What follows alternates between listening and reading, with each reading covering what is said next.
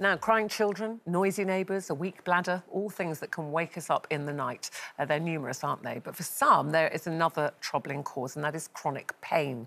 Now, pain-somnia is a medical condition where people go to bed in relative comfort, but as they sleep, their pain builds up and ultimately it wakes them up. So we asked whether you have suffered pain-somnia. We've done a poll today, and a huge 46% of you said yes. Wow. And a lot of you know, if you follow Eamonn on social media or you've seen us on This Morning last week, he's been suffering a lot of pain because he's got 2 bulging discs in his back. It's still ongoing. He's having a lot of physio. He's had 2 injections in his back. And it is really difficult dealing with that kind of pain when you're not sleeping. And it doesn't just affect that person, it affects the whole family, doesn't it? Often it could affect your work, and you've got to get up. And I know, Brenda, you suffer with... peripheral neuropathy. Your nerve. Yeah.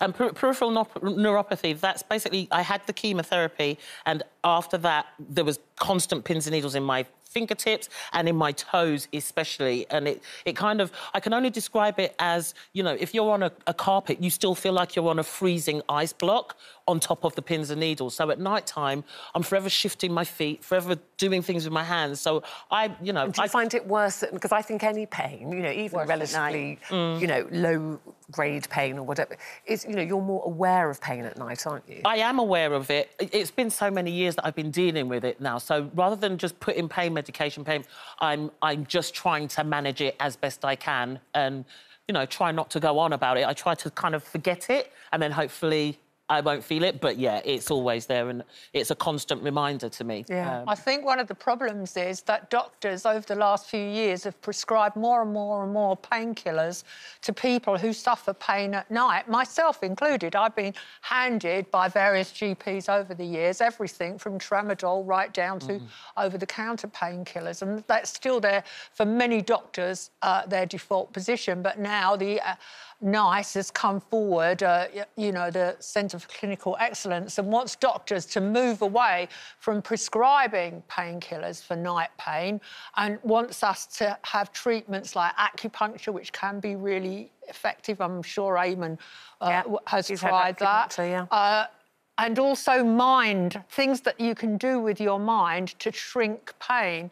I know that I sympathise tremendously with Brenda and with Eamonn because I've had so much pain. I've had 2 slip discs over the years. And then when I had my knee replacement, oh, my goodness, they didn't tell me afterwards that you've got the new knee, but all the nerves in your legs are jangling in that leg for a year.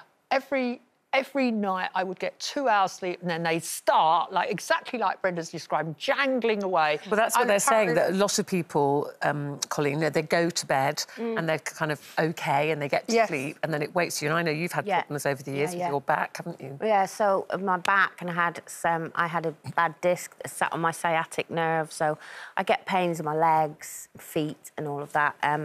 So, yeah, I suffered quite bad with pain-somnia at one point. And like you said, it's funny how you can deal with it during the day, but what wakes you up in the middle of the night is 10 times worse because you're tired. It's the tiredness then that it causes, and that makes you ratty and all of that. And I don't wish to bang on, but since I've changed my diet, it's been a lot better.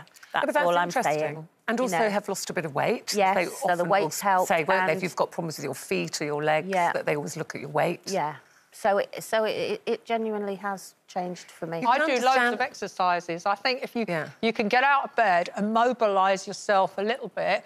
The other thing is that, the balls that you put in washing machines to dry your clothes, the pointy balls, if you put 2 of those under your spine and roll on those, they break down where the muscles are going into a spasm. And you just lie on them and wobble. Stretching before bed's great. Stretching's good. Proper stretching all session. Simple little things. But sorry, Ruth. Yeah, no, I was just going to say, I think for anybody, unless you've suffered from it, you can't completely relate to it. So for the 46% of you on our survey that say you do suffer with pain-somnia, our hearts go out to you because I know how difficult it is. Eamonn is he's probably getting 2 or 3 hours sleep a night if he's lucky. But, there are helplines and things out there as well for, like you said, pain management rather than just painkillers all the time. Thank you very much for taking part in the poll.